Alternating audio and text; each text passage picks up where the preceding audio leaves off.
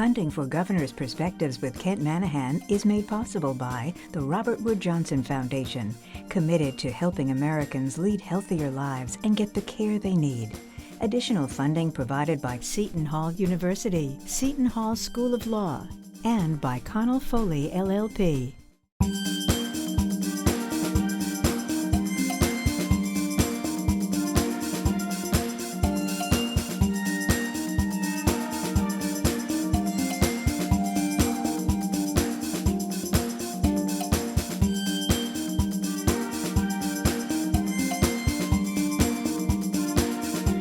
Former Governor Dick Codey, New Jersey's 53rd governor, started his political career in the Democratic Party in 1973 at the age of 26. That's when he was elected to the state assembly, representing the people in Essex County's 27th district. Codey didn't leave the assembly until 1982, when he was elected to the state senate. From there, 22 years later, he became governor, a post he never ran for or was elected to. At the time, Codey was president of the Senate. New Jersey didn't have a lieutenant governor.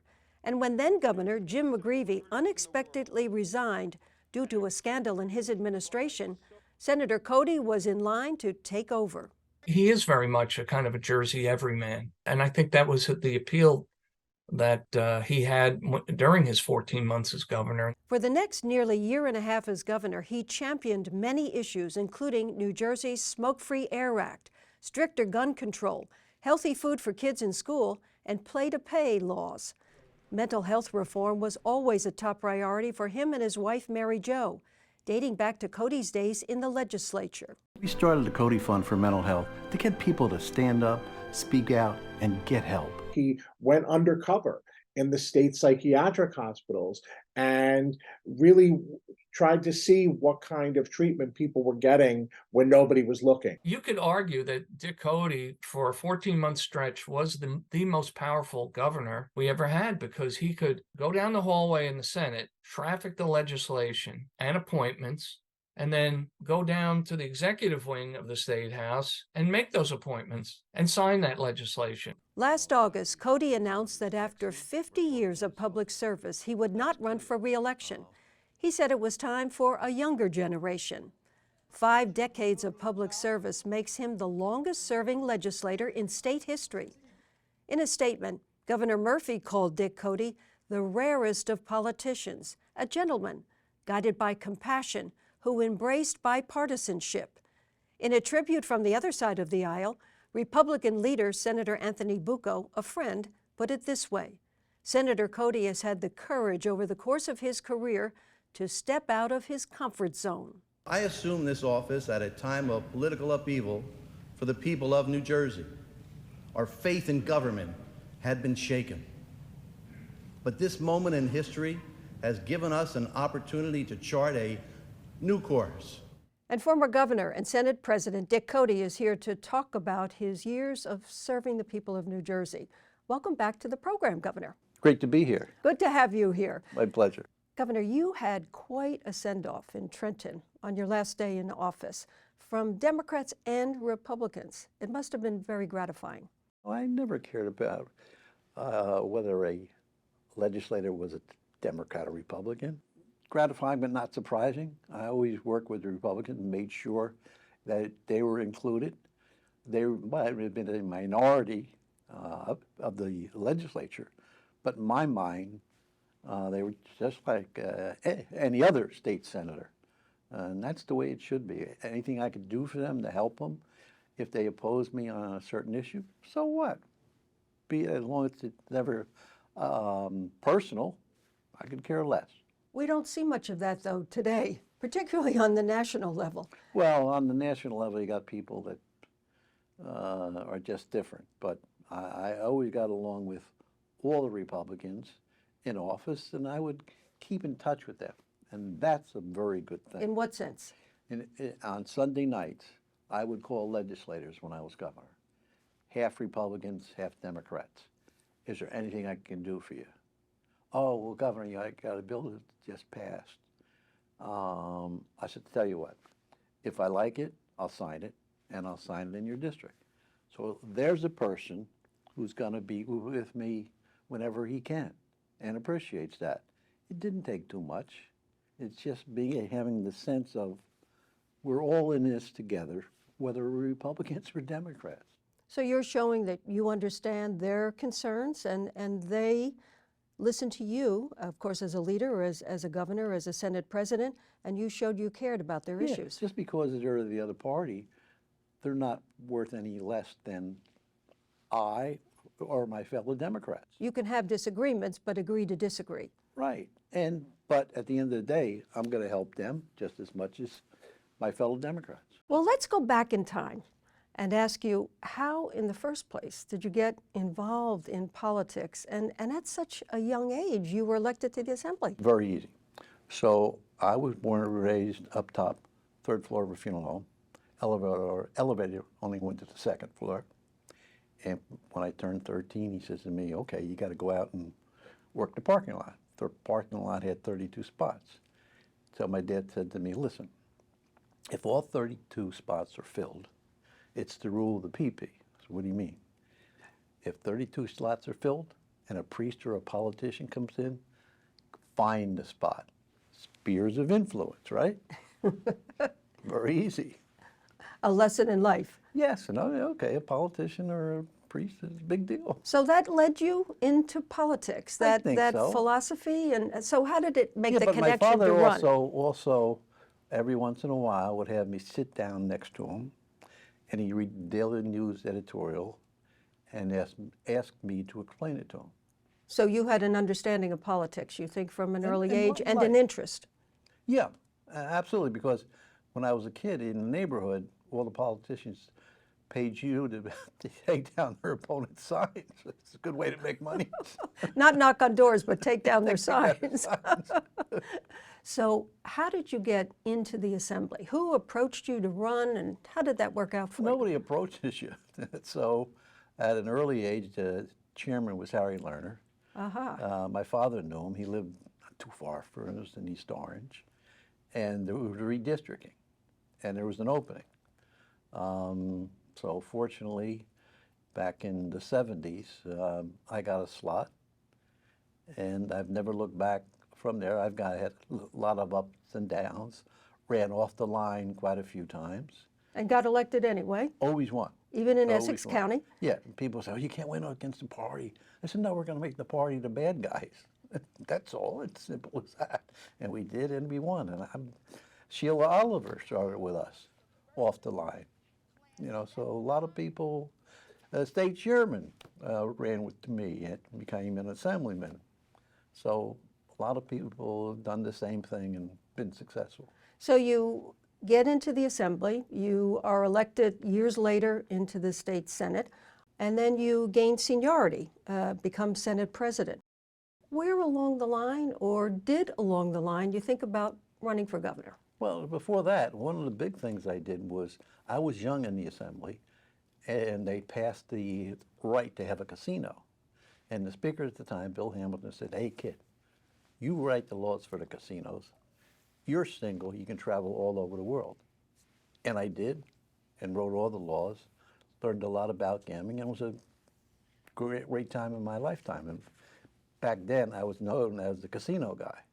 In the legislature? Yeah, and then I move on to the Senate and worked my way up. So you worked your way up to become Senate president, but that took years in the making, didn't it? Yeah. So how did that happen for you, to get to a leadership role from what I think you've even described it as for years a backbench role? Yeah, I just made friends. Came from a county that was strongly Democratic, and as long as the Senate was Democratic, it was going to be a Democrat. And then John Lynch had it for a while and left politics and some others, and the opening was mine, and I took it and ran with it and never looked back. So did you think about, at any point, running for governor? Of course. Did people ask me about it? But I never got like, oh, I gotta run for governor. No, not at all. I was happy being the president of the Senate. And then one day during the summer of whatever that year was. The phone rings and news. Well, How did that happen? How did here's that how it happen? happened.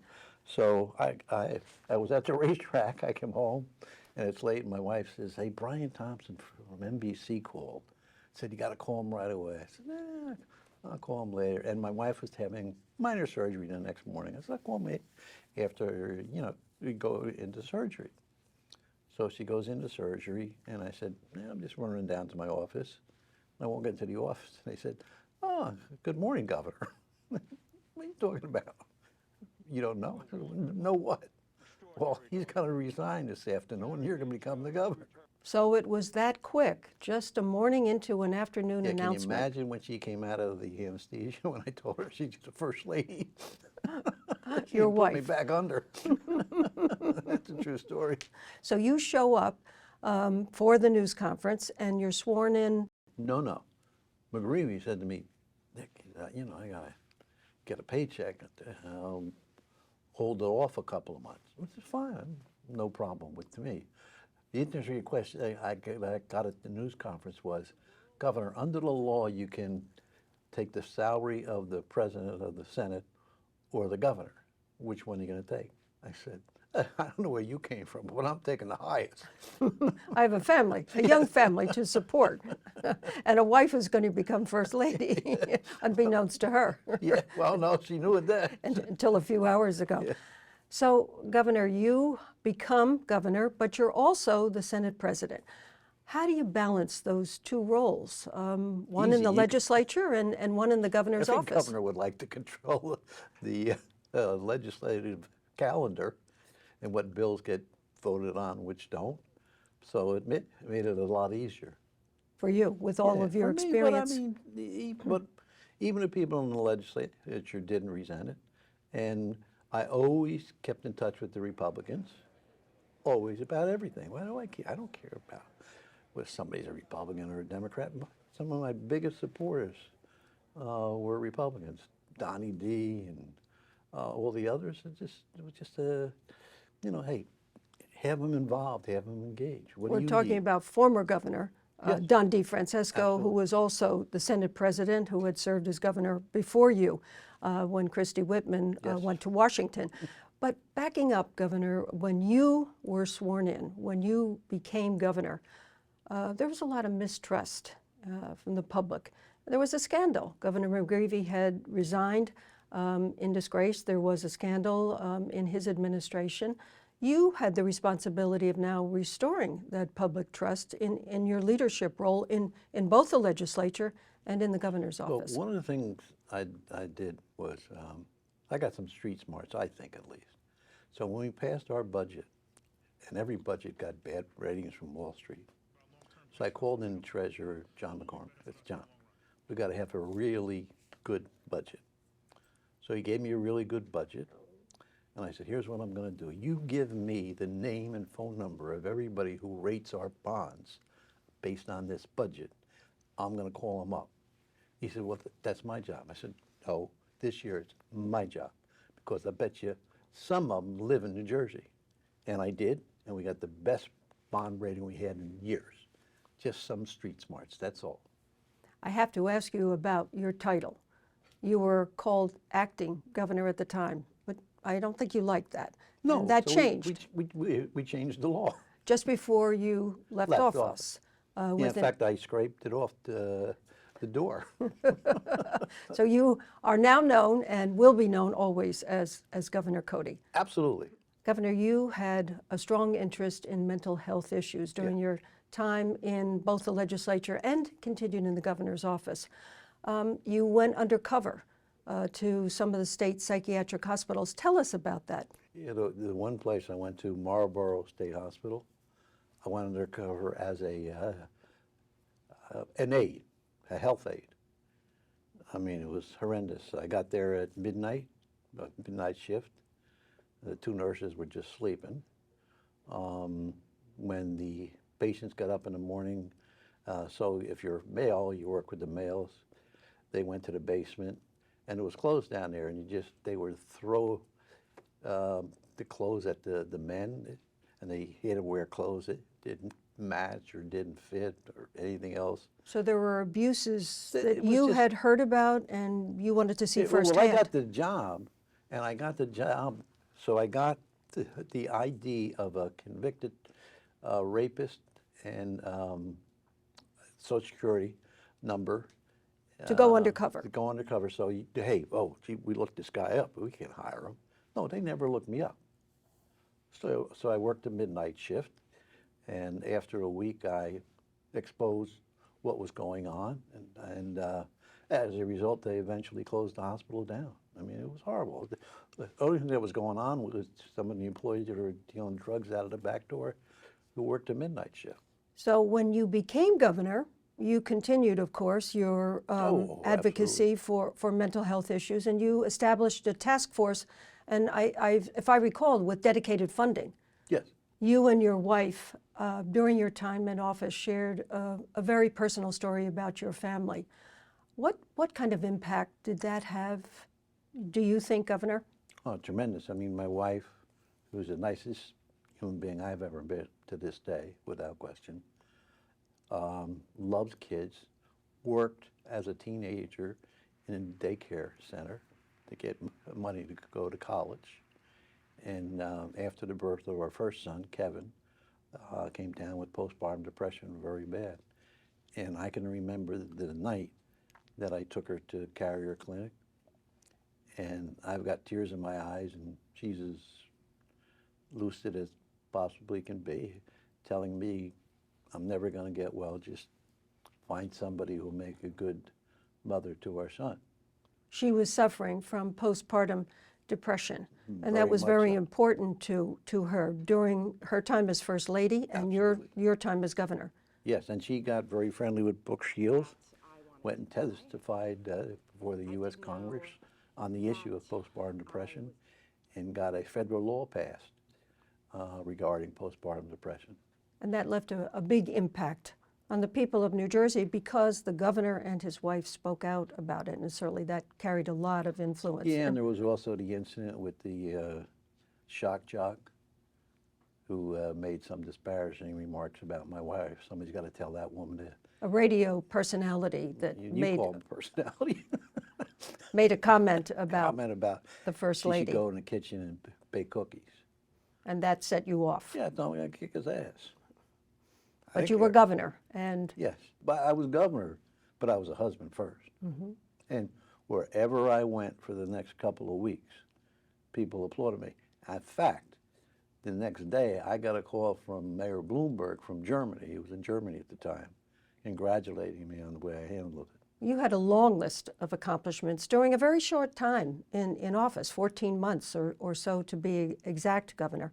So you passed the Clean Air Act, smoking in public places. Oh, yeah. I mean, I saw too many people from my neighborhood who died from smoking and the harm it did. And smoking is so far down. It's great. I mean, you know, in the poor neighborhoods where I lived in Orange, it was an accepted thing that you smoked. And nowadays, you don't see it at all. Well, you worked on gun control, pay to play, junk food in school for kids. You helped to ban that effort. Yeah.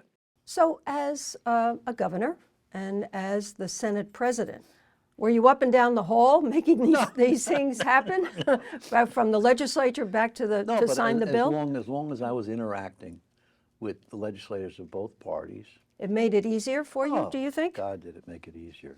You know, I'd say to the Republicans, what do you need in a budget? And I don't care that you're not going to vote for the budget. I'm fine with that, as long as it passes. In the end. Yeah. That's the most important thing. That's the street smarts in me. So, Governor, you've always been known as, you know, the everyday kind of relatable person, whether you were governor, senator, assemblyman, coming up through the ranks. You had a very high approval rating during your short time in office. I think it was up in the 70%. 70 to 16%. Something like that. Yeah. So why didn't you run for governor? Guy had a boatload of money, okay, and was able. Who was that person? Would you tell us? Corzine. John By the way, Corzine. I do not dislike it all. In fact, I think he's a nice guy. I just wanted to hear that from you, Governor. No, that's fine.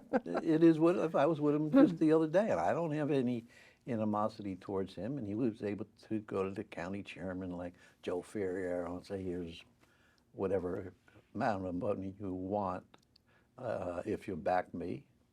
But so I didn't want to have to face you know, millions and millions of dollars of negative publicity. I had a great run. I was happy with it. I was still going to be president of the Senate. Go back to your job. Yeah, so I wasn't angry, and I don't regret it today. But I said, I think the guy's a nice guy. No, it didn't work for him as governor. He was a different kind of personality, but not a bad human being. It's interesting that in your time in office with so many accomplishments that maybe you chose to step away and go back to your job as Senate president. So you never ran for office. So let me ask you about your thoughts about the party line, because that is important in New Jersey. Is it something that should be changed? Does it interfere with too many other candidates who might want to run for office? The fact that you get the backing of the county chair, you usually get the party line, and that means the first line on the ballot, and that's generally the person who wins in a primary. Yeah, but as I told you, I didn't have a lot of money, and we always beat the county line. If you're smart enough to make the county line the bad people line, okay? So I think in time, it'll probably be done away with. Should it be done away with, in your Yeah, mind? I think it should be a fairer system. Would it be hard to do, though, in New Jersey because it's been around for It's so long? established on both sides of the aisle. What would it take? A governor with a lot of guts, And what next? Convincing the legislature. to make that change. Yeah. And so in your opinion, that is something that should be done. You might have run on not being on the party line and winning, but Yes. but for the most part, when you get the party line, you win. Correct. In a primary. That's Absolutely. that's But the way that it doesn't mean works. that they pick bad candidates, though. You were always known for your sense of humor. You even wrote a book. Me, Governor? Yeah. What was your best memory serving as governor of New Jersey? The best thing I felt was how my wife established herself as a speaker and as a person who was going to try to help women. And it became not unusual for me to come home and find some woman in my living room with my wife crying because she had postpartum depression and was asking my wife to help her. That's quite an amazing story Oh, when that you hap- think that- about that it. would happen all the She was time. the first lady, and she Absolutely. would talk one-on-one with people who had similar issues Absolutely. and encourage them. And gets recognized and spoken about on that issue a lot. Not as much as she used to, no. But What does public service mean, and what does it mean to That's it. you? Public service is a great honor. You have the ability to change things for the better. I can remember I was governor, and there was two sisters who both needed kidneys, and the insurance company was denying it. First thing I did is I got on the phone and in my roughest, toughest language to this insurance company that I won't mention, give these women these transplants. Let her go for her sister. It was okay? And like a year later, they called me. And they're both doing great. And you can't buy that kind of happiness. So it's helping people, Yeah. gaining trust, Right, but- showing leadership. So I did a $250 million bond issue for group homes for autistic children. So it wasn't unusual for me to be out, and a couple would come up and thank me and have their autistic child, and I would always hug the child, because I wanted them to know I may be a governor, but I care about your son or your daughter. What would you say to young people today, Governor Codey, to encourage them to seek out public service and understand how rewarding it is, as you're saying it has been to you and to your family? Oh, it's the only way to really make a substantive change for the better, for people. And isn't life about being a nice person and helping your fellow citizen? It sure will be. How would you like Dick Codey to be remembered as the governor of New Jersey? As somebody who always tried to do the right thing and always put people ahead of himself, and wanted to put New Jersey #1, as it should be. What's next for Dick Codey? What's next in your life, Governor? Well, I'm not going to be running for public office anymore. You know, I have insurance business, funeral homes, and coaching basketball, so I'm going to be busy, and I'll still follow politics for sure.